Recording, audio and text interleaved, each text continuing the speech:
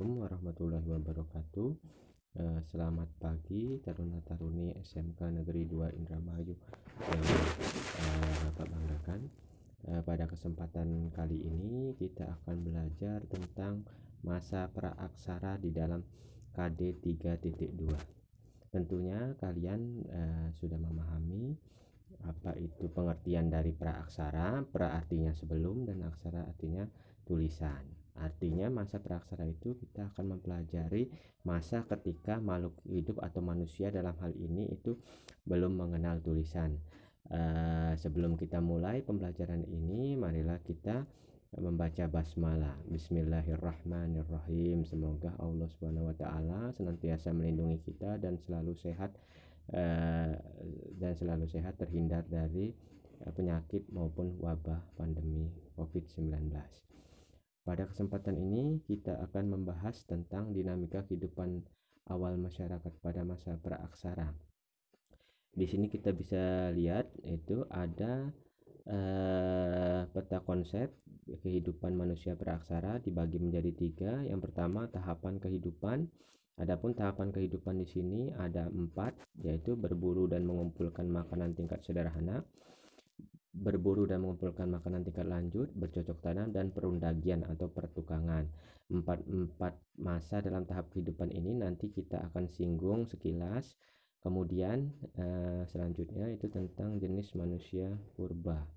Ada 3. Di sini akan kita pelajari secara garis besar ada 3, yaitu Meganthropus. Mega artinya besar, Anthropus artinya manusia, jadi manusia besar. Pithecanthropus, Pithecan artinya tegak berdiri, Anthropus artinya manusia. Sedangkan Homo adalah manusia modern saat ini. Yang terakhir kita akan belajar tentang asal-usul nenek moyang bangsa Indonesia. Adapun uraian sekilas yaitu tentang masa berburu dan mengumpulkan makanan tingkat sederhana. Itu kita ketahui masa berburu dan mengumpulkan makanan tingkat sederhana berlangsung pada kala Pleistosen. Kala Pleistosen itu masa di mana ketika mulai ada manusia.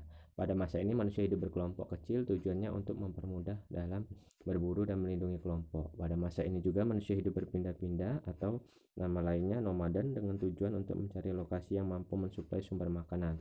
Pendukung kebudayaan ini adalah Pithecanthropus dan manusia wajak. Berikutnya masa berburu dan mengumpulkan makanan tingkat lanjut. Di sini kita mulai timbul usaha untuk tinggal secara tidak tetap di gua-gua alam atau gua yang berada di dekat pantai. Pada masa ini juga penemuan dan pemanfaatan api sudah mulai ada.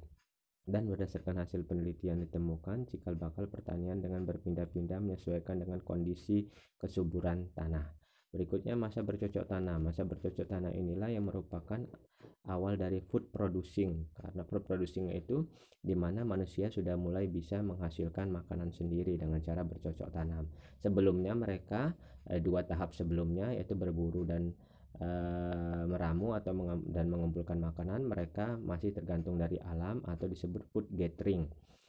Pada masa bercocok tanam ini manusia mulai menetap di suatu tempat wilayah terbuka yang dekat dengan sumber air. Kenapa sumber air? Karena sumber air ini selain karena makanan dan juga air merupakan sumber kehidupan manusia dan makhluk-makhluk yang lain, sehingga mudah untuk memperoleh sumber makanan. Berikutnya mulai terbentuk desa kecil dan bercocok tanam sederhana dengan sistem lahan kering. Ini juga kita bisa tahu karena mereka sudah bisa menjinakkan makanan, menjinakkan hewan-hewan tertentu. Menjinakkan hewan-hewan tertentu di sini dalam artian mereka sudah menguasai apa itu sistem peternakan walaupun tingkatnya sederhana.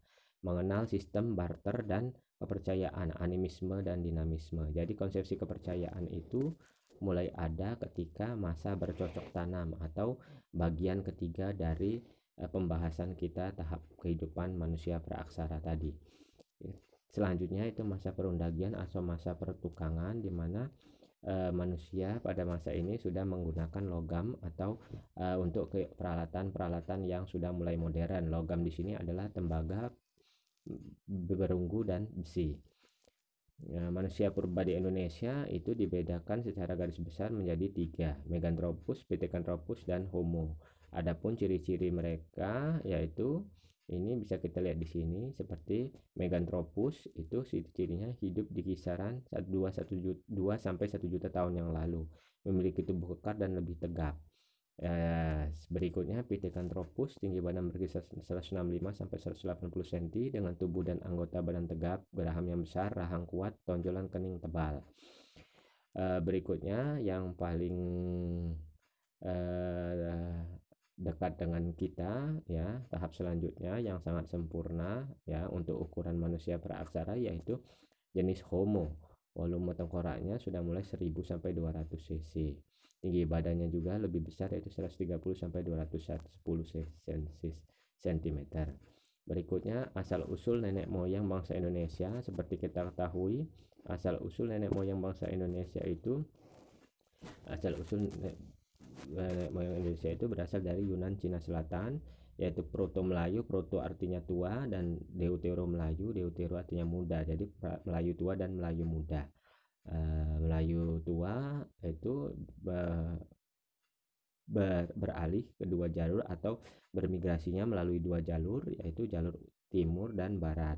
Dan di sini kita melihat yaitu di timur mereka melalui daerah Kepulauan Indonesia masuk ke Sulawesi, sedangkan yang bagian barat mereka datang itu melalui daerah Malaysia, Sumatera dan Jawa, kemudian Kalimantan, lalu menyebar juga sampai ke Sulawesi hingga ke Papua.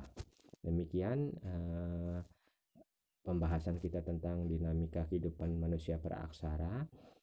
Semoga dinamika kehidupan praaksara ini itu bisa menjadi wawasan kalian, dan sesungguhnya manusia praaksara atau manusia purba ini menurut hemat Bapak itu kita kaitkan dengan agama yang kita anut, yaitu mereka merupakan spesies yang berbeda dengan manusia kita sekarang. Namun ini bisa menjadi perdebatan atau masih menjadi misteri oleh penelitian para ahli-ahli sebelumnya hingga sekarang. Jadi silakan kalian berkomentar, manusia purba itu apakah nenek moyang kita sekarang ataukah berbeda dengan spesies sekarang.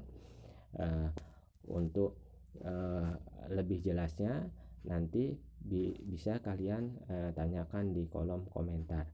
Terima kasih, tetap semangat taruna-taruni SMK Negeri 2 Indramayu, dan salam merdeka. Jangan lupa belajar dan berdoa kepada Tuhan Yang Maha Esa. Salam Rahayu.